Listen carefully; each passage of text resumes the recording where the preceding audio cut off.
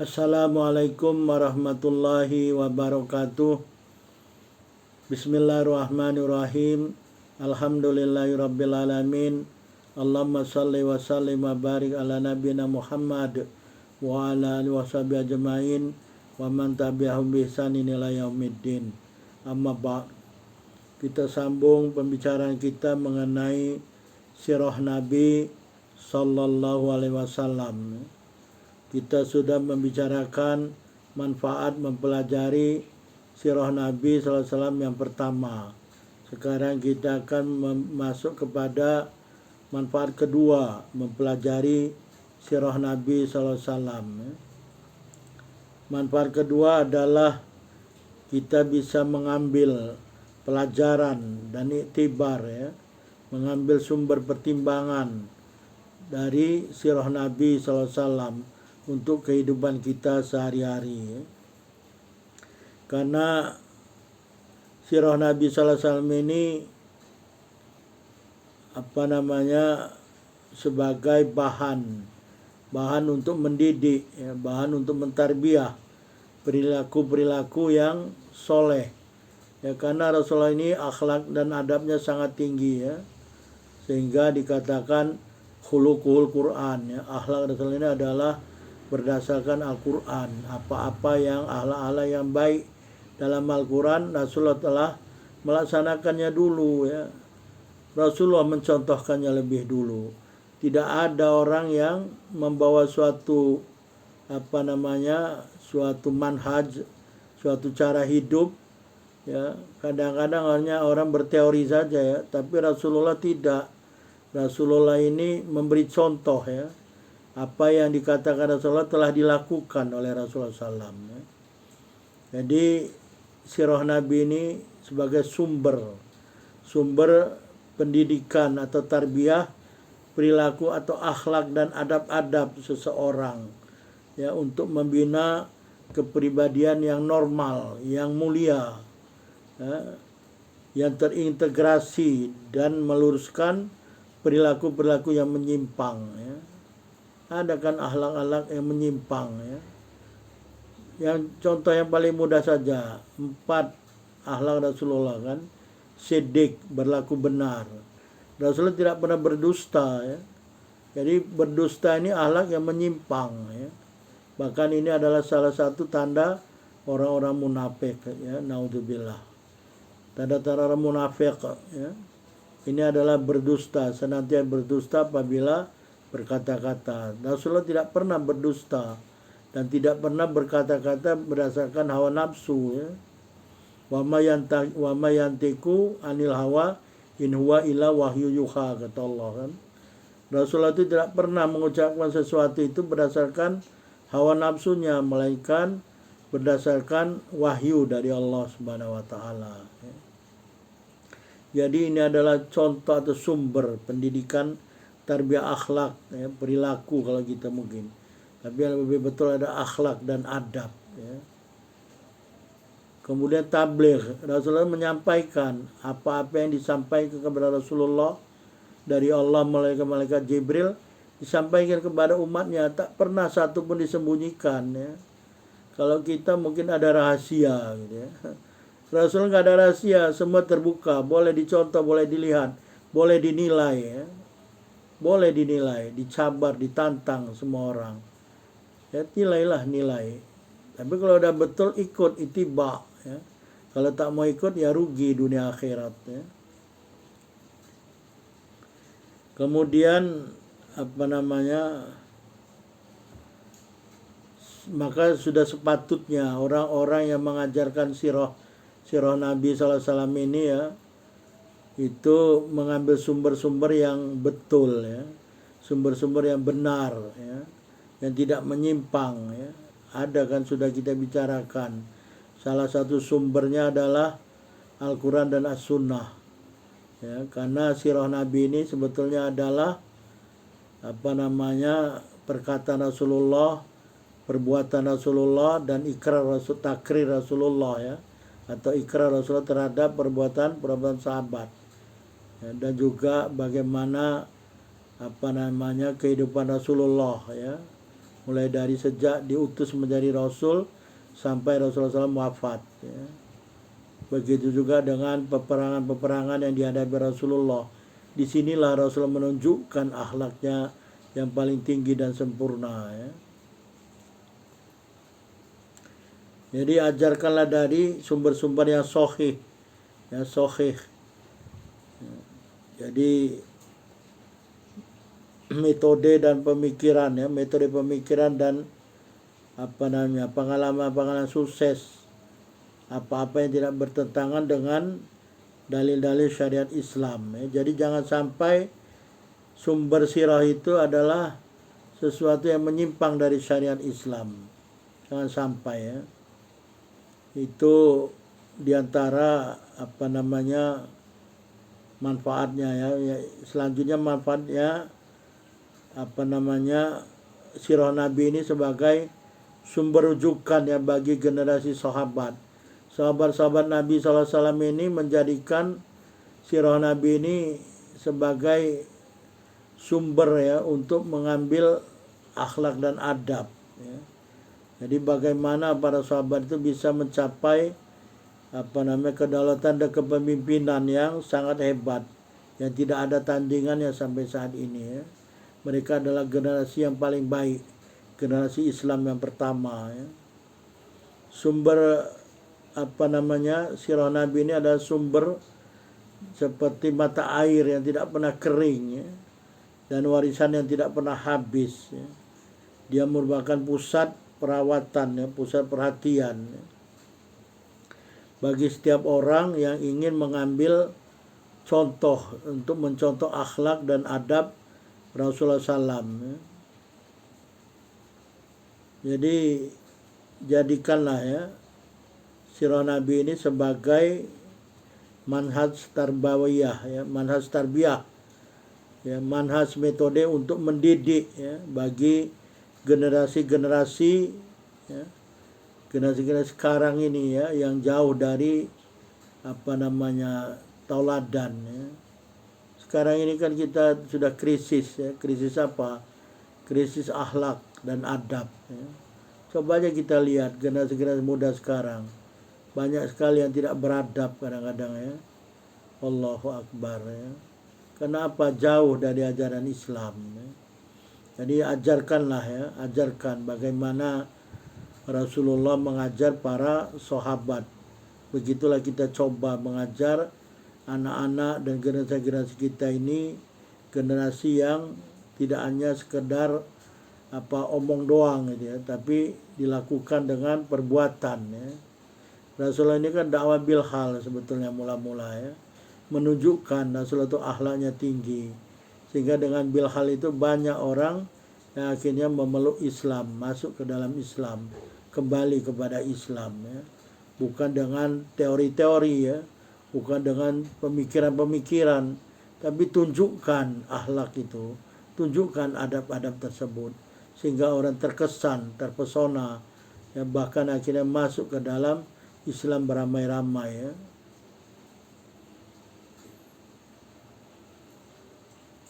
Seperti yang sekarang kita lihat nih di negara-negara Western, mereka krisis terhadap akhlak. Mereka mencari-cari, akhirnya mereka menemukan akhlak yang di dalam Al-Quran dan As-Sunnah.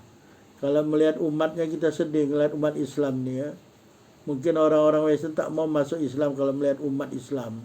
Tapi mereka lihat ajaran Islam ya. Mereka langsung melihat dari Al-Quran ya. Al-Quran yang mereka rujuk yang pertama ya, karena As-Sunnah ini tidak begitu orang-orang pun tidak begitu populer kadang-kadang ya. Bahkan di kalangan umat Islam sendiri, umat Islam banyak yang tidak tahu tentang As-Sunnah ya. Taunya Al-Quran, padahal As-Sunnah juga diajarkan oleh Rasulullah. Lihat aja surah Al-Jumu'ah ya. Wa yu'allimul kitaba wal hikmah. Allah mengajarkan mereka para sahabat Al-Quran dan Al-Hikmah. Al-Hikmah ini As-Sunnah, penjelasan-penjelasan dari Al-Quran. Karena kalau Al-Quran tidak jelaskan Rasulullah, bagaimana melaksanakannya? Contoh aja perintah sholat. Kalau kita cari bagaimana cara sholat, tidak ada dalam Al-Quran. tapi diajarkan oleh Rasulullah. Rasulullah mendapat pengajaran dari malaikat Jibril. Malaikat Jibril mengajar Rasulullah langsung bagaimana cara-cara sholat dan waktu-waktu sholat. Kemudian Rasulullah mengajarkan kepada para sahabat. Ini hanya ada di dalam as-sunnah. Ya, jadi kalau orang anti sunnah, Islamnya tidak sempurna. Ya. Ya, contoh paling utama aja sholat wajib. Jadi begitu ya, begitu hebatnya sirah Nabi ini ya. Jadi sebagian sahabat ya, bahkan ini dikatakan oleh Ali bin Al-Husain Zainul Abidin ya. Ali bin Al-Husain Zainul Abidin ini adalah cucunya Ali bin Abi Thalib, namanya sama dengan Ali, namanya sama-sama Ali bin Al-Husain. Ali anaknya Al-Husain Zainul Abidin ya. Katanya apa? Kuna nu'allamu maghazi Rasulullah sallam kama nu'allamu surata minal Qur'an ya. Kata Ali bin Al-Husain Zainal Abidin ya, dia mengatakan kami diajarkan bagaimana peperangan Rasulullah. Artinya di sana banyak perkara yang bisa diajarkan dari kisah-kisah peperangan Rasulullah SAW ya, termasuk akhlak Rasulullah, juga bagaimana memohon pertolongan kepada Allah. Kita lihat aja, bisa kita lihat buka kitab-kitab sirah ya. Bahkan dalam Al-Quran sendiri ada peperangan-peperangan yang disebutkan ya. Banyak kan, perang Uhud, perang Badar, perang Khandaq ya, Ahzab ya. Jadi kata Ali bin Al-Husain Zainal Abidin, kami diajarkan peperangan-peperangan Rasulullah ini bagaimana kami diajarkan tentang surah-surah dalam Al-Quran ya. Jadi diajarkan gitu ya. Selain Al-Quran mereka juga diajarkan maghazi ya. Karena salah satu sumber-sumber akhlak dan adab Rasulullah itu adalah kisah peperangan Rasulullah SAW ya. Bagaimana Rasulullah berperang ya. Ada, bisa kita lihat nanti kalau kita masuk tentang peperangan-peperangan yang dilakukan oleh Rasulullah SAW ya. Wa kana Ismail bin Muhammad bin Sa'id bin Abi Waqqas yukhafidu abna'ahu maghadi Rasulullah wa ya'udduha alaihim wa yaqulu hadhihi ma'tharu abaikum fala tudayyi'u dikroha ya. Bahkan dikatakan di sini Ismail bin Muhammad bin Sa'ad bin Abi Waqqas ya. Beliau ini mengajarkan anak-anaknya untuk menghafal peperangan-peperangan Rasulullah SAW ya, dan selalu mengulang-ulangnya ya, mengulang-ulangnya terhadap mereka karena ada ajaran akhlak adab di sana ya. Dan beliau mengatakan kepada anaknya, inilah sumber dari bapak-bapak kamu dulu ya, tentang akhlak dan adab Rasulullah SAW, tentang sirah Nabi, bagaimana menegakkan ajaran-ajaran Allah ya, bagaimana cara-cara berperang, bagaimana beradab ya, ada adab-adab. Tidak semua orang dibunuh gitu ya, terutama anak-anak dan perempuan yang tidak ada perlawanan, jangan dibunuh ya, tidak boleh dibunuh. Begitu juga mengenai tempat-tempat ibadah orang-orang non-muslim, jangan dihancurkan ya. Fala tudayyu dzikraha, jangan engkau sia-siakan ya untuk mengingat dan menyebut-nyebut bagaimana peperangan Rasulullah. Jadi ada ya sumber-sumber tentang pelajaran-pelajaran yang bisa diambil dari sirah Nabi ya. Termasuk diantaranya adalah peperangan ya.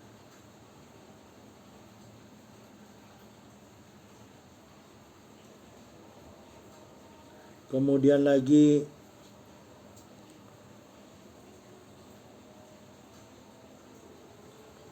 dengan adanya sirah Nabi ini ya, dan termasuk di dalamnya maghazi peperangan Rasulullah ini adalah manhaj, cara atau metode yang sangat tinggi ya, yang mana generasi sahabat ini tidak hanya generasi sahabat ya, generasi tabi'un juga ya. Tabi'un, jadi generasi sahabat dan generasi tabi'un ini adalah dua generasi yang paling baik ya. Generasi tabi'un ini generasi kedua yang paling baik setelah generasi sahabat. Mereka ini tidak hanya sekadar akhlak dan adab saja yang tinggi, tapi mereka juga ilmu dan amalnya juga kuat ya, ilmu dan amal ya. Jadi tidak sekadar teori, ada ilmu dan juga ada amal ya. Dan bagaimana ilmu amal ini berbekas dalam kehidupan nyata, diaplikasikan ilmu tersebut dalam amal sehari-hari ya. Jadi dengan demikian memberi dampak pada realiti kehidupan ya, dan pembangunan peradaban. Lalu mereka ini adalah generasi-generasi pemimpin dan menjadi panutan bagi seluruh umat Islam ya, generasi sahabat dan generasi at-tabi'un ya.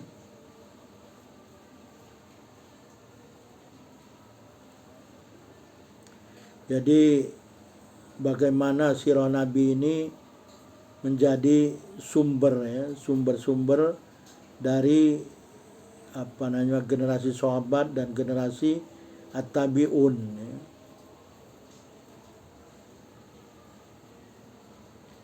Jadi bangga dengan pendekatan mereka ini untuk mempengaruhi orang lain dan tidak terpengaruh oleh orang lain. Jadi sirah Nabi ini menguatkan generasi pertama mencapai kedaulatan dan kepemimpinan di semua bidang ya, yang baik dan bermanfaat ya, dan menyebarkan keadilan, keamanan ya, dan Islam di setiap negara yang mereka capai, dan cahaya kebenaran menyebar di dalamnya. Jadi sungguh ya, kedaulatan dan kepemimpinan telah dicapai oleh generasi pertama Islam, yaitu generasi sahabat ya, ketika mereka percaya dalam mengikuti contoh ya, dan mengikuti Rasulullah SAW, contoh yang diberi oleh Rasulullah SAW ya, sehingga mereka mampu secara realiti mengaplikasikan nas-nas Al-Quran dan As-Sunnah ya. Jadi dua yang dilakukan dalam kehidupan para sahabat ini, mengaplikasikan Al-Quran dalam kehidupan sehari-hari dan begitu juga As-Sunnah ya, untuk melanjutkan kehidupan Islam yang benar, yang perlu untuk mengikuti dan mewakili sirah Nabi ya, dalam berbagai tingkat dan dalam setiap realita dan contoh. Jadi dibuktikan, diaplikasikan, dilakukan ya, dalam kehidupan realiti, dalam kehidupan sehari-hari ya. Jadi mempelajari sirah Nabi ini sepatutnya atau selayak adalah dengan pemahaman dan makna yang dalam ya, tidak sekedar seperti cerita dongeng, bukan ya, tapi kita mengambil contoh-contoh bagaimana Rasulullah dan generasi sahabat mengaplikasikan Al-Quran dan As-Sunnah dalam kehidupan sehari-hari dengan cara komprehensif dan pemahaman yang sadar untuk menjadikan generasi Islam itu adalah generasi yang cemerlang dan memperoleh kemenangan ya, baik dunia maupun akhirat ya. Tujuannya tidak semata-mata untuk dunia, tapi sampai akhirat ya. Inilah generasi yang paling baik, generasi Islam yang pertama. Begitu juga dengan generasi at-tabi'un yang mengikuti generasi sahabat, juga generasi kedua yang terbaik dalam sejarah Islam, karena mengikuti dan mencontoh Nabi SAW dalam mengaplikasikan Al-Quran dan As-Sunnah dalam kehidupannya ya. Wallahu a'lam. Subhanakallahumma wa bihamdika asyhadu an la ilaha illa anta astaghfiruka wa atubu ilaik. Wabillahi taufiq wal hidayah. Wassalamualaikum warahmatullahi wabarakatuh.